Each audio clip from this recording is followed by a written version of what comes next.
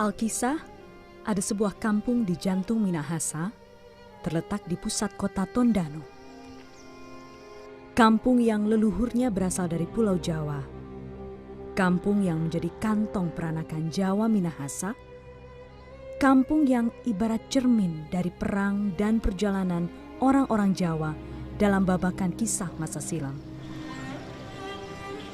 Orang-orang lazim mengenalnya dengan sebutan Kampung Jawa Tondano.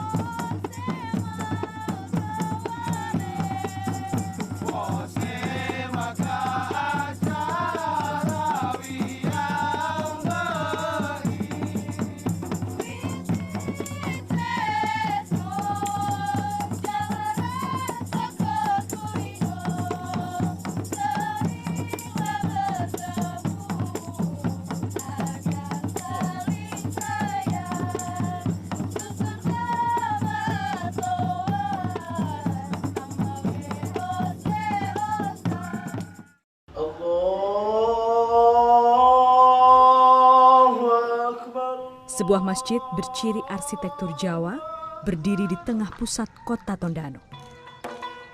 Bentuk kubah limas dan menara masjid yang terpisah mirip dengan Masjid Agung Demak di Jawa Tengah. Inilah Masjid Agung Al-Falah Kiai Mojo, masjid yang terletak di Kelurahan Jawa Tondano atau Kampung Jaton. Bagian dalam masjid disangga 4 tiang setinggi 18 meter yang disebut sebagai tiang Soko Guru. Seperti masjid di Jawa yang memiliki percampuran budaya Hindu, motif ukiran pada tiang dan atap masjid ini pun kental dengan seni Hindu Jawa. Sejak dibangun pada tahun 1854, Masjid Agung Al-Falah telah beberapa kali mengalami renovasi. Namun tiang dan atapnya masih dipertahankan dari bangunan asli. Jadi bentuk masjid ini memang dari awal sudah begini, yang besar ini. Tapi sebelum itu ada masjid kecil. Masjid besar ini dibuat tahun 1854, yang besar ini, oleh Mbah Madid yang dari Jawa itu. Selain tiang dan atap masjid yang masih dipertahankan dalam bentuk asli, mimbar imam, beduk, dan kentongan adalah sebagian barang yang sudah digunakan sejak masjid ini dibangun oleh leluhur kampung. Beberapa di antaranya masih difungsikan hingga saat ini, seperti kentongan yang digunakan untuk memanggil jemaah atau mengumpulkan warga kampung.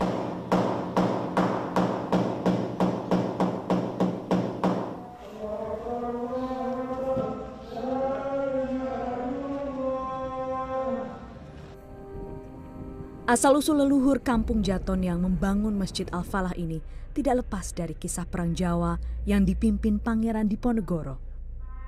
Perang yang berlangsung dari tahun 1825 sampai 1830 ini berakhir dengan tipu daya Belanda yang menangkap Pangeran Diponegoro. Sebelum menangkap Pangeran Diponegoro melalui perundingan pada Maret 1830, Belanda lebih dulu memperdaya Kiai Mojo dan menangkapnya bersama pasukannya pada November 1828. Jafar Tombuku Bukhari, warga Kampung Jaton generasi kelima ini menelusuri silsilah leluhurnya dengan tujuan mengungkap keturunan Kiai Mojo dan pengikutnya di tanah Tondano dan kemudian membukukannya. Hasil penelusurannya mengungkap, setelah menangkap Kiai Mojo dan pasukannya, Belanda mengasingkan